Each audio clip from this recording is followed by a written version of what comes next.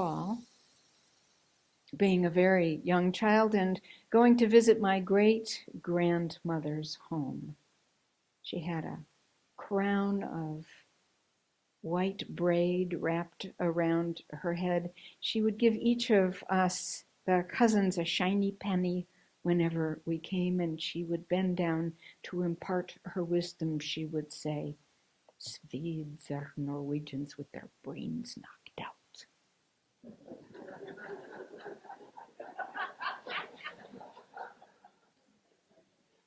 And at the family gatherings, sometimes for fun, we would all recite kind of the family credo, I guess it was.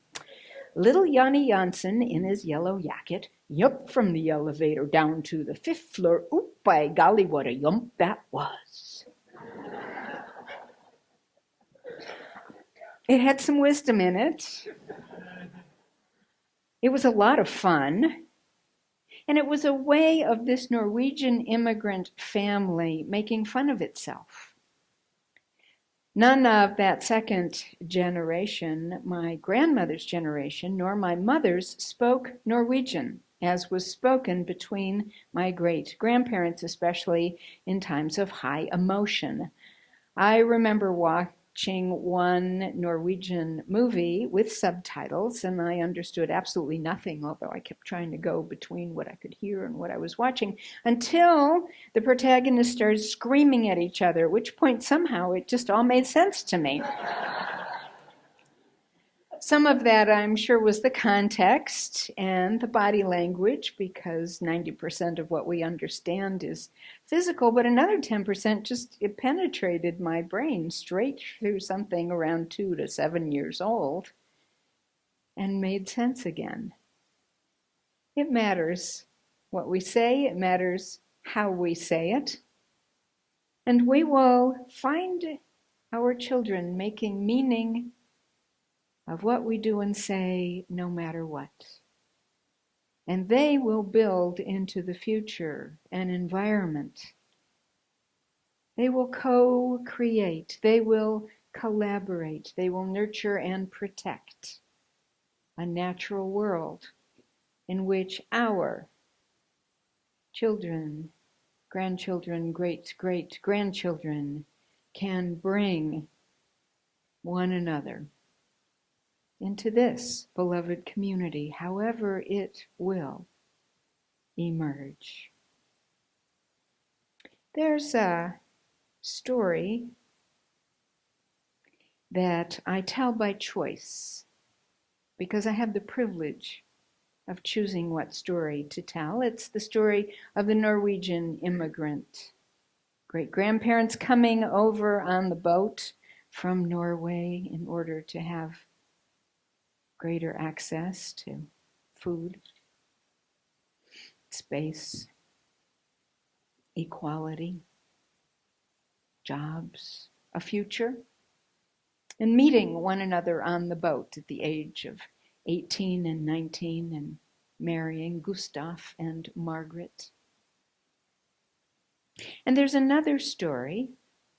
That's the story on the other side of my family, of the folks who came over on the Mayflower, of the folks who came from Scottish Presbyterian roots, of the ancestor who was the second president of Princeton, of my grandfather, the philosopher, who taught at the university and altered the course of the philosophical school called pragmatism. I have a choice of which of those stories I tell. And there are different reactions, I notice, depending on which story. And there's also the larger story of both those. The butcher from Norway, eking out his living and for his 7 children, hollering in Norwegian at home. And the academic family of the highest standards, teaching me to read the Encyclopedia Britannica as my first text. Scripture, perhaps we would call it. And so in the words of that grandfather, we must meditate. It is because we are multitudinous that we must meditate. It is because we are multitudinous, each of us, each of our stories. Though the world presses in on us, in our multitudinousness, we can settle. We can find internally a moment of surcease from sorrow, from jostling, from the world pressing in on either side, and let the face of love shine through, the face of compassion. In this year, my 30th,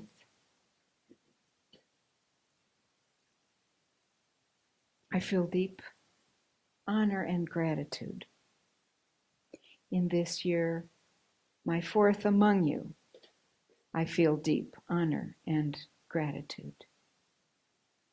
You've created a structure which allowed for a minister and the ministry to live and move and have our being.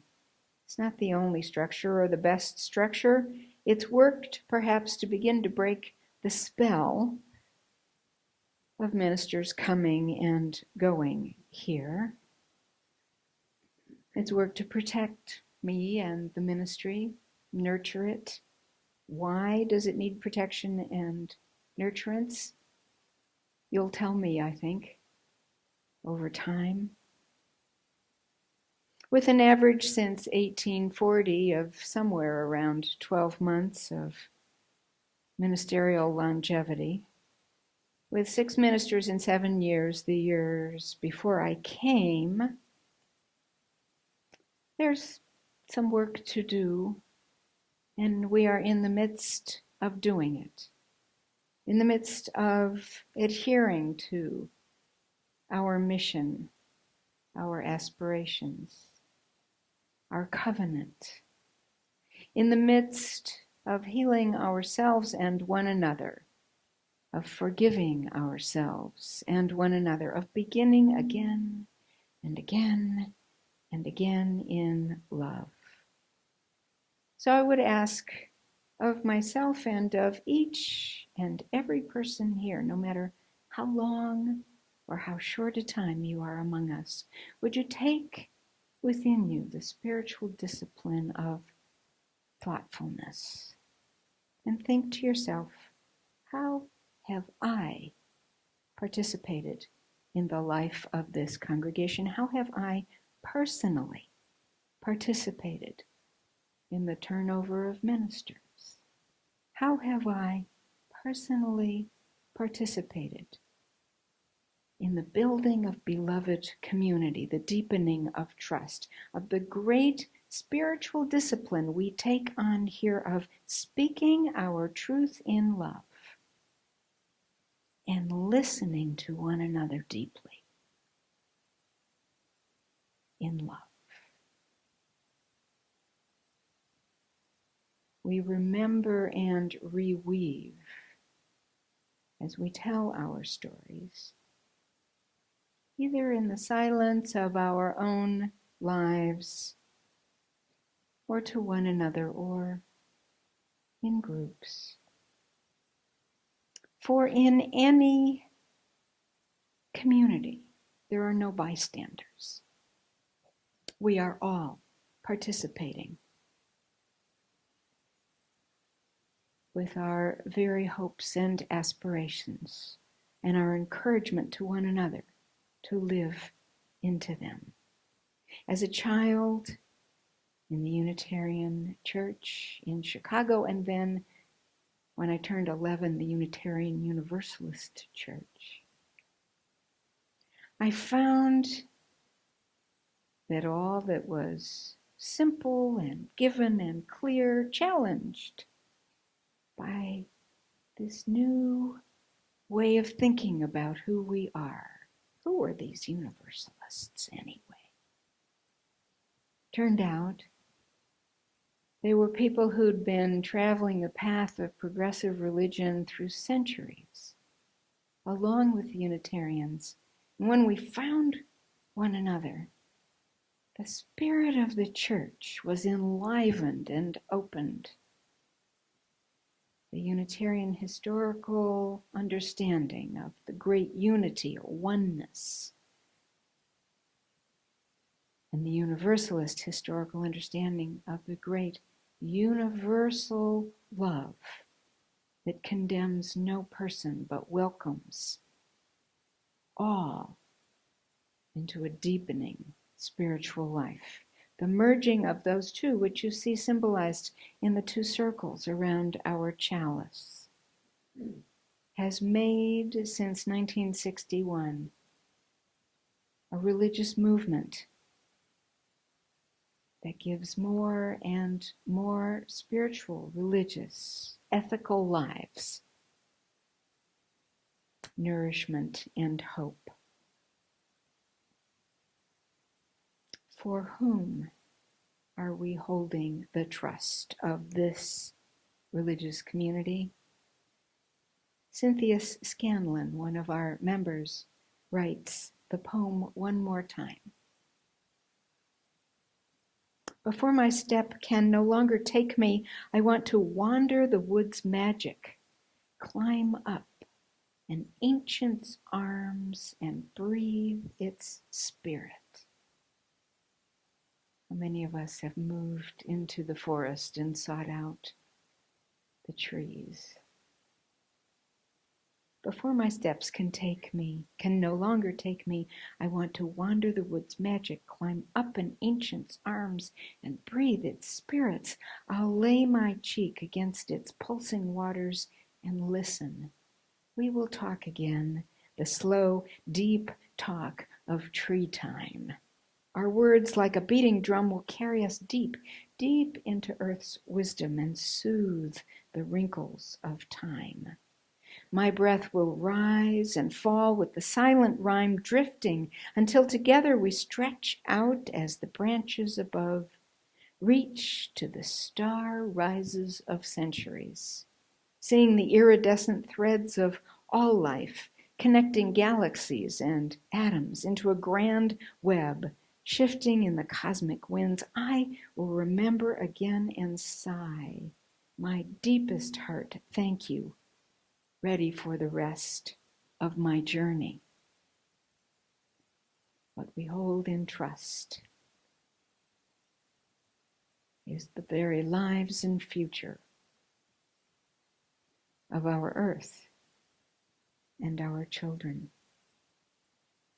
The world stands out on either side no wider than the heart is wide, and here we come one another through all the highways and byways of your lives that brought you here today to deepen and widen our compassion. I'm going to end with a story by Jamie Davenport. She reminds us that there are no bystanders, that the children and the world we build await us. I was sitting at the corner of the subway closest to the conductor, jostling along underground, screeching to one of the stops, and a group of about 8 black kids, they looked like the ages of, 12 to 16, came in and the door slammed shut. I noticed their presence because of how absolutely loud and rowdy they were. Smiling to myself because of how crazy and silly they were all acting, I turned up the music on my headphones and I bounced along with the train. I noticed the boy sitting across from me. He had entered the train with the other kids and, Although also black and about their age, he clearly didn't know them. From his body language, it was obviously he desperately wished he had sat down in some other section, anywhere, somewhere. Around the next stop, the conductor's door swung open, and through my oversized headphones, I could tell she was telling the kids, "Quiet down." The kids mouthed off, and she called security. At this point, my headphones were off, and I listened with full intent. The guard, a white man, walked in, and within 10 seconds he announced that he's calling the police, and the train will not move until the police come, and he's greeted with a resounding, "Are you kidding me?" from just about everybody on the train, including me. I automatically zone out, and I start to think about what was I doing between the ages of 12 and 16. I think about breaking into my old elementary school and stealing ice cream. I think about joyriding my boyfriend's lifted bright green Chevy Blazer without a permit or a license. I think about getting caught drinking in a friend's backyard. I think about trespassing on private property and jumping into a pool and swimming. Think about getting pulled over twice in the same month on the same road in the same place by the same officer in the same car for the same reason and waltzing away from the scene with nothing but a get home safe. I think about all these things that I have ever done that we could all think of. And I realize one harrowing fact: I've never been touched by an officer. I've never been handcuffed. I've never been to jail. I've never even gotten a ticket. I wake from my reverie, and we are still parked at the station. I tune into the conversation around me, and I hear the kids. Can I emphasize that they're kids? Kids making a game plan for what they will do if people start to shoot at them. I glance up at the boy. Across from me, he's squirming. He wants off bad. He is texting fiercely. I'm assuming he's telling someone what we're both observing, or he's saying, "I love you." The girl next to me notices me and says, "Sorry we messed up your ride." I say, "Don't worry about it." My voice catches on the last word. My throat starts to sear. She says, "Are you upset?" And I say, "Yeah, I guess I am. I just don't understand why this has gotten so escalated." And she turns to me, looks me straight in the face, and she says, "It's because we are black." She turns to the group and quietly says, "Black Lives Matter." And they all murmur in agreement. The police arrive, and suddenly it's very quiet. Everyone remains very calm, eerily calm. Everyone is walking on eggshells. The cops step on the train and tell the kids if they get off quietly, they can get on the next train and go home. And the kids accept the offer. And they begin to clamber off. At long last, the boy across from me and I are left alone. I begin to put my headphones back on, and the police re-enter the car. They look at the boy and they say, "Everyone in the group has to get off." And the boy says, "I don't know them." The police say, "It's an order. Everyone in the group has to get off." I collect my bags and stand up. The police looks at me and says, "Not you. You're not in the group." The police places his hand on the boy's shoulder and starts to guide him off the train. And in a moment of temporary rage and blindness, I stand up and I scream, "He doesn't effing know those kids." The police look at me and say, "Is that true?" To which I say, "It is true, and it was true when he said it." The boy is released, and he sits down across from me, and we share a moment of blankness, and then tears well in both of our eyes as the doors close and the train starts off again. He waves me over to the seat next to him. He says, "That was 'cause I'm black, wasn't it?" He's 12. I nod. He looks down sheepishly at his shirt and he says quietly, "I'm just happy I didn't get hurt. That would kill my mom. And she's not someone you want to mess with." And I say the only thing I can think of to say. I say, "I'm so sorry." And he says, "With what's going on in the world, I am so scared all the time." The train rattles into my station, and I shake his hand, and he says thanks, and I mumble, don't mention it. And I exit the train and watch it pull away.